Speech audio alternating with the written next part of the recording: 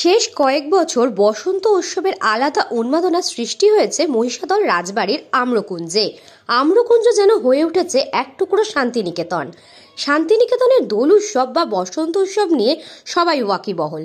শান্তিনিকেতনের এক টুকরো প্রতিচ্ছবি প্রতি বছর দোলের দিন ভেসে ওঠে মহিষাদল রাজবাড়ির আম্রকুঞ্জের বসন্ত উৎসবে।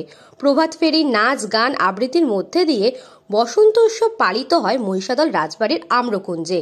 মহিষাদল রাজবাড়ির আম্রকুঞ্জে প্রতি বছর বসন্ত উৎসব আয়োজন করে Mahishadal press corner. Mahishadal press কর্নারের বসন্ত উৎসব এবছর 16 বছরে পা দিল। অনুষ্ঠানে প্রায় 400-র বেশি শিল্পী অংশগ্রহণ করবেন। নিরাপত্তার দিকে বিশেষভাবে নজর রাখা হয়, পাশাপাশি পুরো প্রাঙ্গণ ঘিরে ফেলা হয়েছে সিসিটিভি ক্যামেরায়। আগের বছর ভিড় ছড়িয়েছিল 1.5 লক্ষ। এই বছর সেই ভিড় কোন জায়গায় পৌঁছায় সেই নিয়ে প্রশ্ন রয়েই যায়। সবাই খুব ভালো সম্প্রীতির বন্ধনে আবদ্ধ থাকুন, সবাইকে নিয়ে থাকুন।